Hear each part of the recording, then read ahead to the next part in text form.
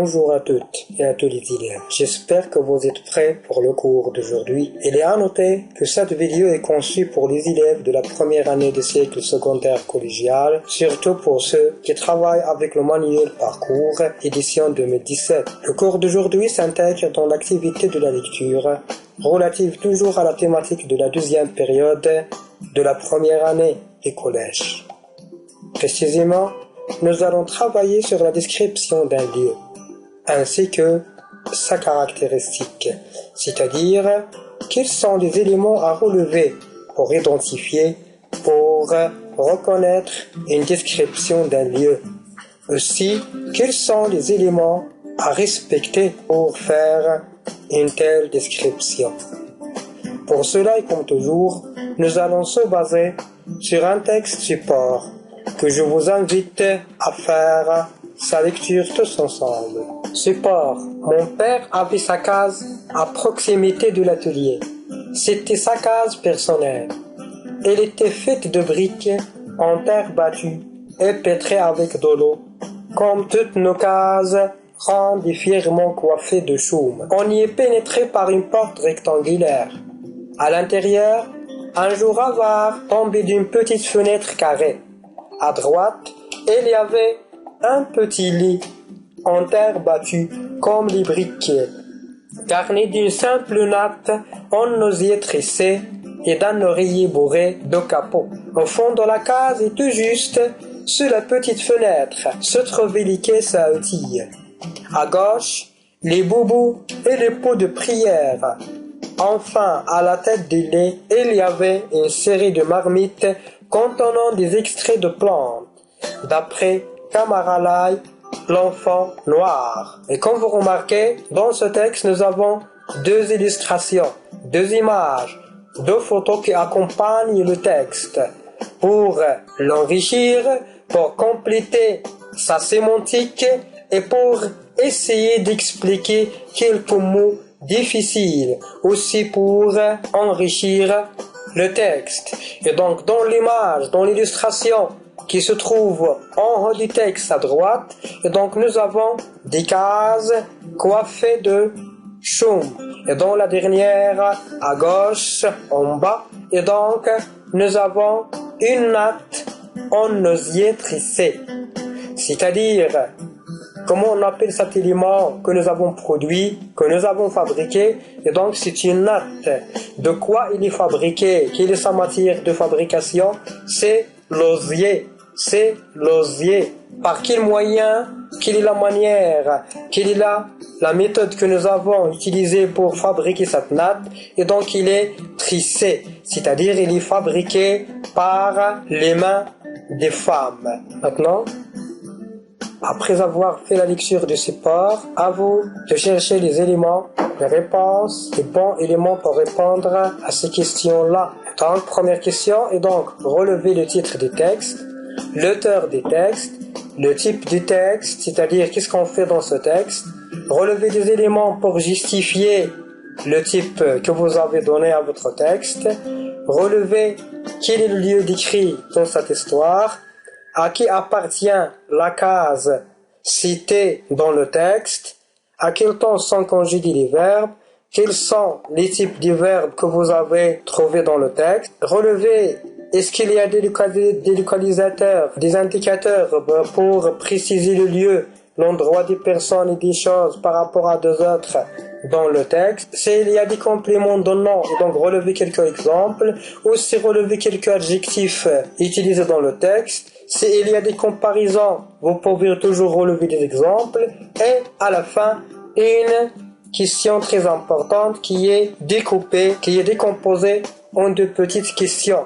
Et donc petit a, et donc quel est le point de départ de la description, c'est-à-dire où Kamaralai a commencé sa description. Petit b, et donc où la description de Kamaralai a trouvé sa fin, c'est-à-dire à quel endroit il a commencé Kamaralai sa description et a donné la fin à sa description. Et donc je vous laisse pour relire une deuxième fois votre texte, pour chercher les bonnes réponses sur votre cahier d'exercice et après, on va continuer. Très bien. J'espère que vous avez fait votre exercice. J'espère aussi que vous avez trouvé de bons éléments.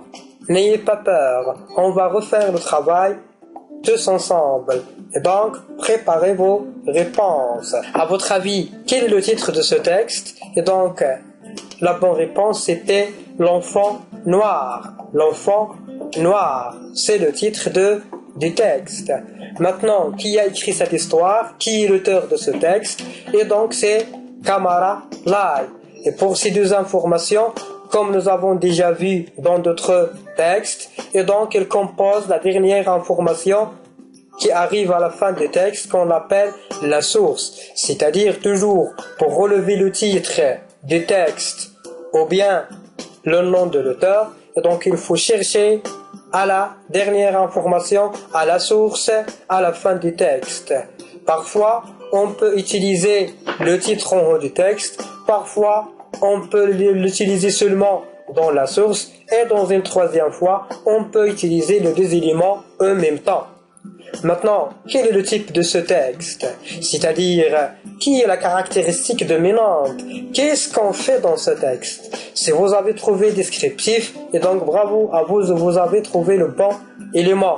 Maintenant, quels sont les éléments qui justifient ce choix-là, qui montrent que cette réponse est correcte? Et donc, nous avons beaucoup d'éléments. Par exemple, parce que nous avons l'imparfait avec la valeur descriptive, avec beaucoup d'adjectifs, parce qu'on fait la description d'un lieu. Maintenant, puisque vous avez dit que le texte est descriptif, qui est le lieu décrit? Qu'est-ce qu'on décrit? Et donc, dans ce texte, on décrit la case. Maintenant, cette case que Kamara Lai décrit dans son texte, à qui appartient-il? Et donc, bravo, c'est à mon père. C'est le mot qui figure sur le texte. Cette case appartient au père de Kamara Lai. Maintenant, on arrive pour les éléments que nous avons utilisés pour décrire ce lieu-là. Et donc, on commence par le temps de conjugaison. Et comme vous avez trouvé, et donc tous les verbes sont conjugués à l'imparfait avec la terminaison AES, AES, AET, IONS, IEZ et AIENT. Ce sont les verbes que nous avons utilisés. Et donc, nous avons utilisé beaucoup de verbes. Des verbes d'état, d'action et même des verbes de mouvement. C'est-à-dire, nous avons tout le choix, toute la liberté d'utiliser tous les types de verbes selon notre choix, selon notre culture et selon notre histoire. Dans ce texte-là, est-ce que nous avons utilisé des localisateurs, des indicateurs de lieu pour préciser l'endroit des choses par rapport à d'autres? Oui. Et donc, nous avons beaucoup de localisateurs à droite, à gauche, à proximité, au fond, à la tête du lait et des dizaines d'autres informations. Comme vous voyez donc, le texte est riche par beaucoup d'adjectifs.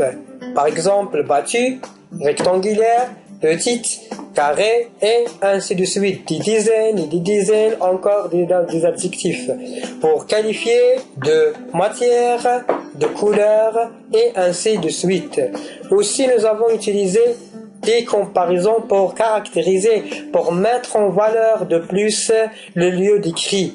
Et comme vous savez, pour faire la description, donc nous avons besoin d'utiliser un comparé et un comparant qui sont reliés par un outil de comparaison comme qui est utilisé 2 fois dans le texte. Comme ça, on arrive à la dernière question qui est tranchée à 2 petites questions. Et donc, est-ce que Kamara Lai a commencé sa description à l'intérieur de la case? Non. Et donc, il a commencé par l'extérieur. Il a commencé à décrire la case de l'extérieur pour trouver la fin de sa description à l'intérieur. C'est-à-dire, il a fait une description qui commence de l'extérieur et qui trouve sa fin à l'intérieur. Bravo, je vous félicite pour vos efforts, pour vos bonnes réponses et on continue avec le bilan.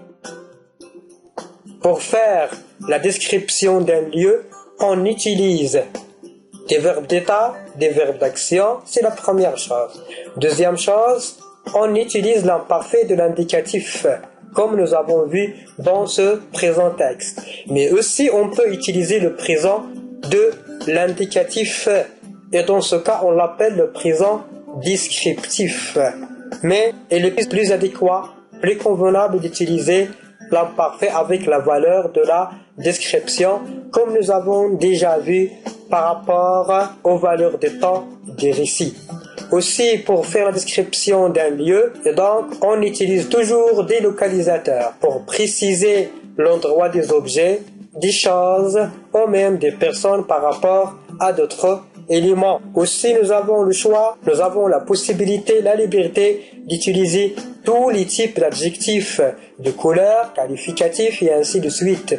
Aussi, toujours avec des adjectifs, on peut ajouter des compléments de nom pour compléter le sens, pour caractériser de plus, et aussi avec des comparaisons pour exprimer des traits, pour mettre en valeur d'une manière valorisante ou bien d'une manière dévalorisante le lieu décrit.